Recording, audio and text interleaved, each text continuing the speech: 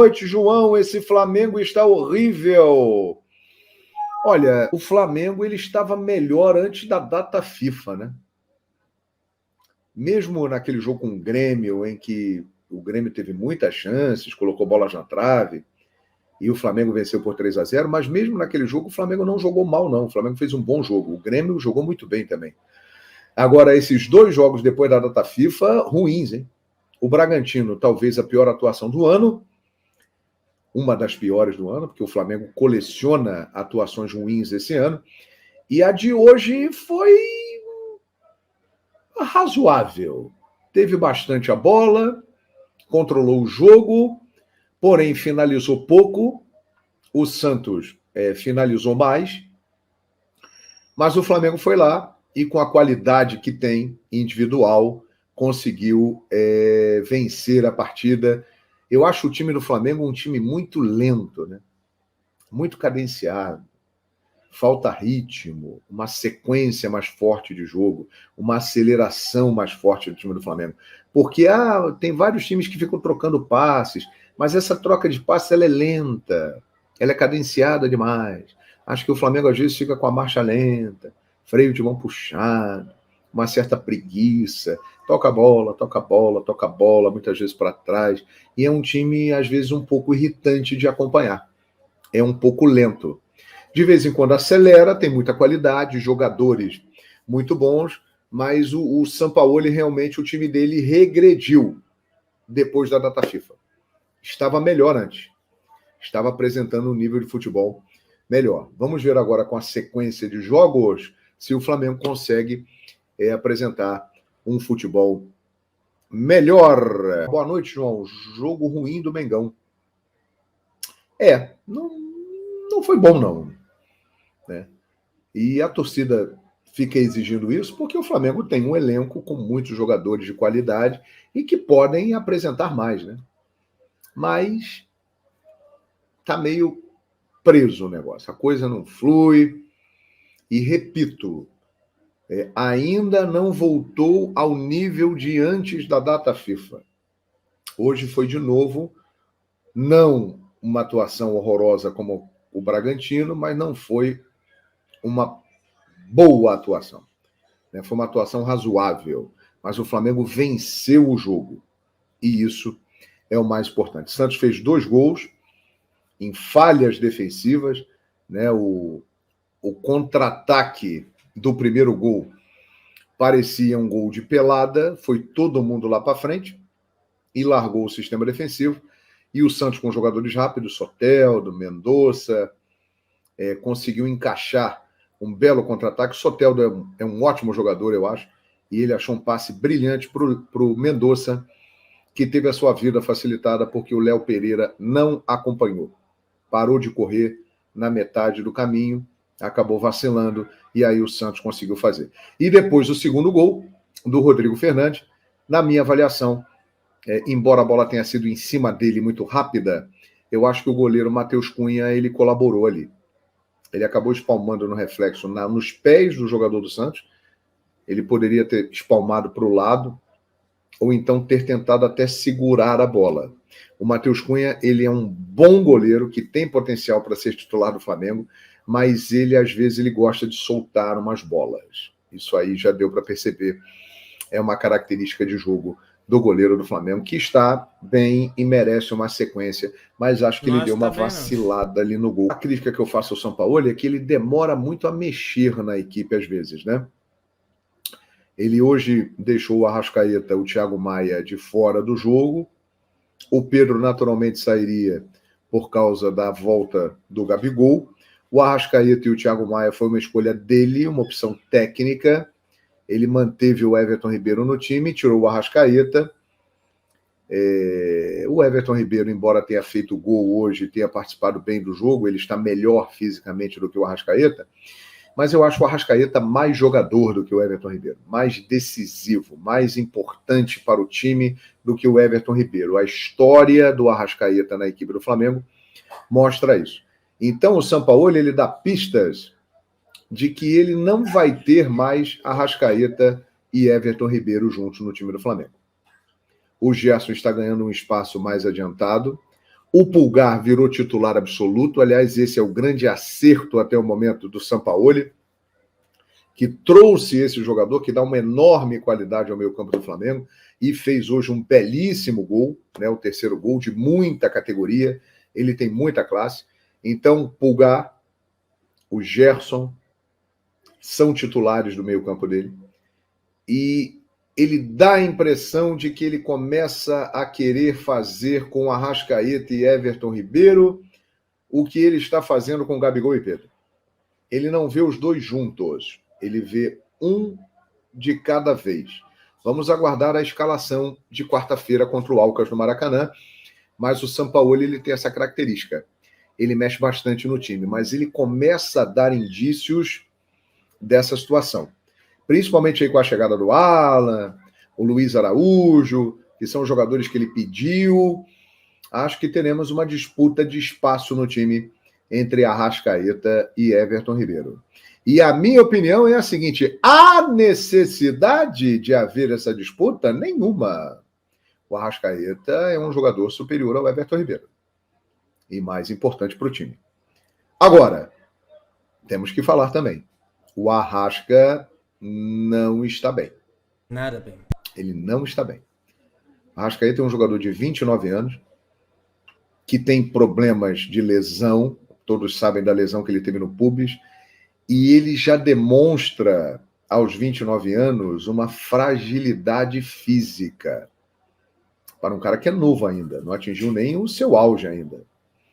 Então isso é preocupante, porque ele é um cara novo, que tem muitos anos ainda pela frente no futebol, mas fica uma dúvida: será que vamos ter o Arrascaeta ainda jogando no nível que nós vimos? Porque o Arrascaeta, ele é um cara que já joga bem há muito tempo. Ele surgiu no Defensor do Uruguai, semifinal da Libertadores de 2014. Foi muito bem, jogou muita bola lá do Felipe Gedós, brasileiro, vocês se lembram disso? Aí ele veio para o Cruzeiro. Aí no Cruzeiro ele teve uma primeira temporada em que ele foi discreto, se adaptando. A partir do segundo ano, ele se soltou e começou a jogar. E começou a decidir jogo, dando passe, fazendo gol. Torcedor cruzeirense sabe disso, pode entrar aqui na live e falar para mim. E aí ele jogou bem no Cruzeiro 16, 17, 18. Fez gol que eliminou o Flamengo da Libertadores. Fez gol que deu título ao Cruzeiro da Copa do Brasil diante do Corinthians, dentro da arena em Itaquera. Aliás, foi o último jogo dele com a camisa do Cruzeiro, né? O último grande momento dele com a camisa do Cruzeiro. Aí ele veio para cá no Flamengo em 2019, no mês de janeiro, e a partir daí todo mundo sabe da história. 2019 foi o auge, 2020 foi decisivo, 2021 já começou a aparecer com muitas lesões, mas mesmo assim teve participações importantes. 2022, nos jogos decisivos de mata-mata, contra Atlético Mineiro, contra Corinthians, contra São Paulo, ele apareceu, ele decidiu, ele é um cara decisivo, é um cara que desequilibra. Esse ano, contra o Fluminense, Copa do Brasil, ele foi lá, fez o primeiro gol de cabeça, abriu espaço para a classificação e por aí vai. Então ele é um grande jogador, ele é um craque. Mas essa situação física do Arrascaeta, ela é preocupante. Então dá a entender que o Sampaoli já percebeu isso, ele vai fazer ali meio que um revezamento entre Arrascaeta e Everton Ribeiro. Ele tem ainda o Matheus França, que também está machucado, mas é um garoto com muita saúde, com muito talento, que pode ganhar espaço nesse time. E estão chegando jogadores que ele pediu pessoalmente. Luiz Araújo, Alan, ele quer o De La Cruz de qualquer maneira, difícil, mas ele quer, ele insiste, e esses jogadores entrarão no time, com toda certeza, né? Então vamos aguardar, porque eu tenho a impressão de que a partir de agora, a partir do mês de julho, quando começa o segundo semestre, nós vamos começar a ver um time do Flamengo com uma formação diferente. Por exemplo, eu imagino um meio de campo com Alan, Pulgar, Gerson e Arrascaeta. se ele estiver bem, Luiz Araújo e Gabigol. Ele tem dado muito espaço ao Cebolinha. Mas será que com a chegada do Luiz Araújo ele vai continuar dando esse espaço para o Cebolinha? Se ele colocar 4 jogadores no meio campo? Talvez não. Talvez ele coloque o Luiz Araújo pelo lado direito, que é um cara que ele tentou levar para o Atlético Mineiro e para o Olympique de Marselha. Ele é fã do Luiz Araújo. Então, nós vamos ver transformações no time do Flamengo. Não tenham dúvida disso, né? O Flamengo vai mudar de cara, né? O time terá novos encaixes. E vamos ver se com isso o Flamengo consegue aí melhorar, subir de rendimento. Outro, por exemplo, que provavelmente perderá lugar no time é o Thiago Maia. Deve sair do time com a chegada do Alan. O Alan chegando deve formar a dupla com o Pulgar. O De La Cruz chegando, ele vem para jogar, alguém vai sair. Everton Ribeiro é um cara que tem grande chance de deixar o time. A Arrascaeta também, se não melhorar fisicamente, pode até rodar o Arrasca, coisa que a gente não imagina. Então o Flamengo passará por transformações. Estão negociando com um zagueiro, estão tentando um zagueiro também, um lateral esquerdo, já contando com o encerramento da carreira do Felipe Luiz no final do ano, e alguém que possa alternar ali com Ayrton Lucas. Então vamos ver. O Flamengo, com certeza, será um time com formação diferente. O Agustin Rossi chegou. Será que o Matheus Cunha vai conseguir se manter no gol do Flamengo? Acho que até agora ele tem uma sequência que ele merece permanecer no gol do Flamengo.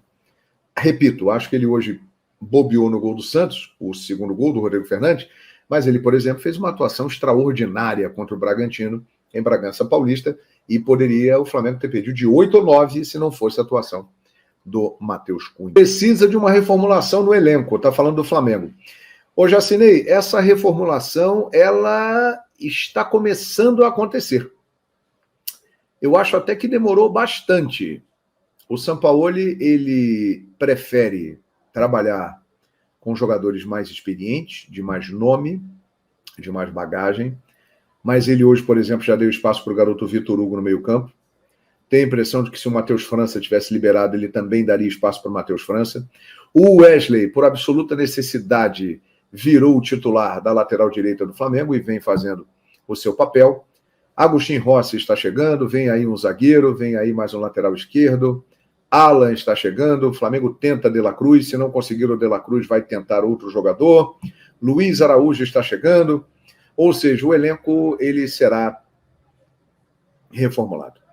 Uma situação que eu lamento bastante, hoje, por exemplo, tivemos a semifinal do Carioca Sub-20 entre Fluminense e Flamengo lá em Xerém. Fluminense venceu por 1-0. O Matheus Gonçalves estava nesse jogo.